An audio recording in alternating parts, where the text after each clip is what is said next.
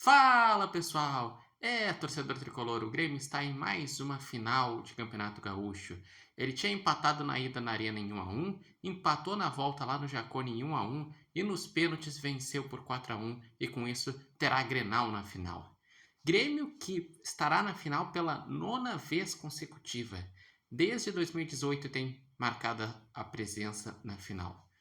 Nesse espaço de tempo, ganhou 7 títulos entre 18 até 24. Em 25 perdeu o título para o Internacional e agora terá um novo clássico Grenal na final. O Grêmio que veio a campo sem um meia armador de fato, porque William machucado, Cristaldo fora dos planos, Monsalve ainda não está 100%.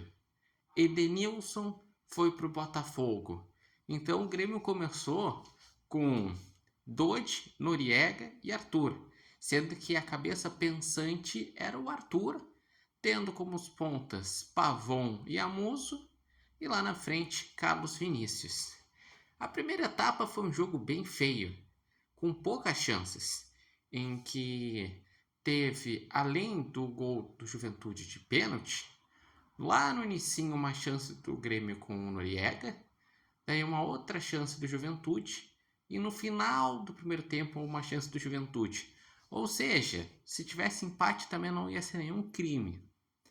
Na segunda etapa, o Juventude perde uma chance logo no início, e logo na sequência o Grêmio começa a fazer substituições e crescer no jogo. Vai o Gabriel Mack, que entrou bem, daí começa a botar jogadores mais ofensivos, como o próprio André Henrique, foi para cima, até que saiu o gol de empate. O gol de empate também tem uma questão à parte.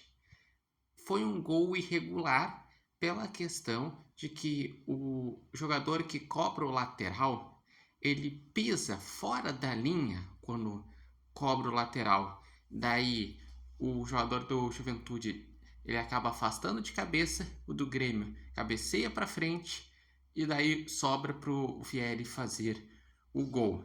Mas daí o pessoal pode pensar, mas por que o VAR não foi lá e foi acionado? Porque isso não é lance para VAR. VAR é lance para expulsão, para pênalti e para outras questões.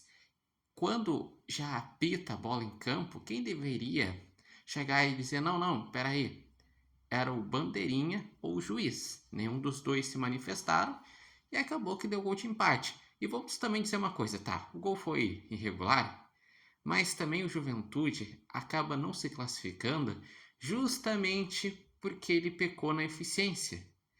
Ele, Juventude, teve chance de, no início do segundo tempo, fazer 2-0. Teve outras chances ao longo do segundo tempo e do próprio primeiro tempo.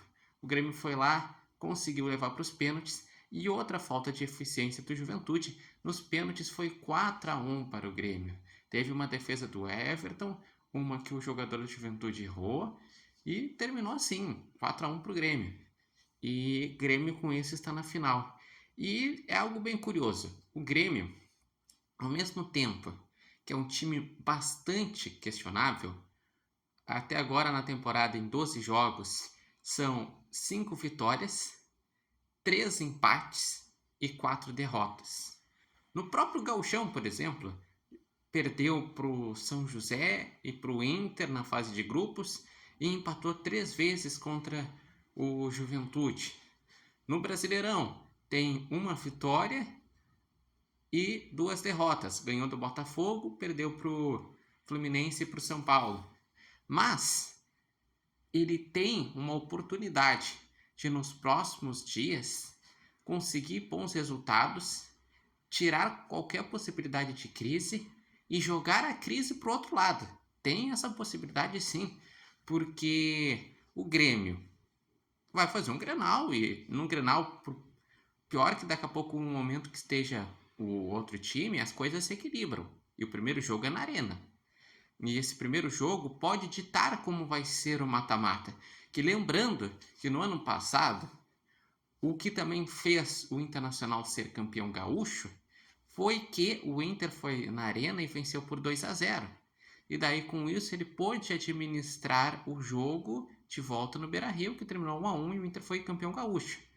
Então, dependendo do que acontecer na Arena, o Grêmio pode tentar administrar ou não ter vantagem para ninguém no jogo de volta, por exemplo. No Brasileirão, ele vai ter 2 jogos em casa.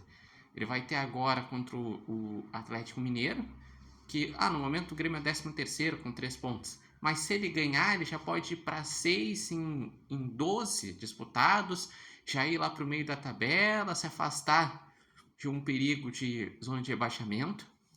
E depois do Gauchão tem o jogo contra o Bragantino, que também é um time estável, né?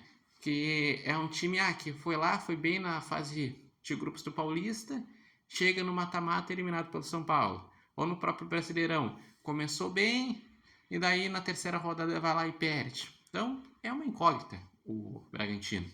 Então o que eu digo, tá? O trabalho do Luiz Castro é questionável sim, não encontrou ainda um primeiro volante confiável. O Grêmio falta ter um meio armador.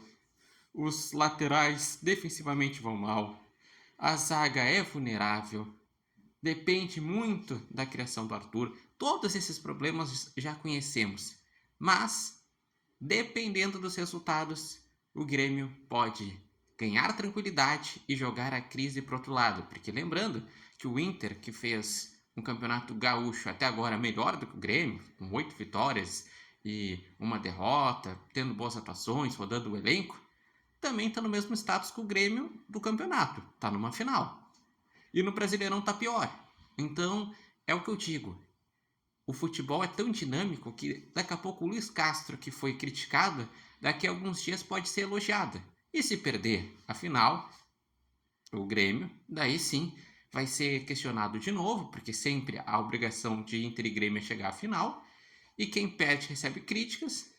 E quanto ao futebol, daí sim, analisando taticamente, o Grêmio precisa evoluir bastante, e isso é algo que o Luiz Castro, a sua comissão, a diretoria do Grêmio tem que pensar em como fazer o Grêmio jogar melhor. O Grêmio chegou na vontade, na superação, mas precisa de mais futebol se quer ter objetivos maiores ao longo da temporada.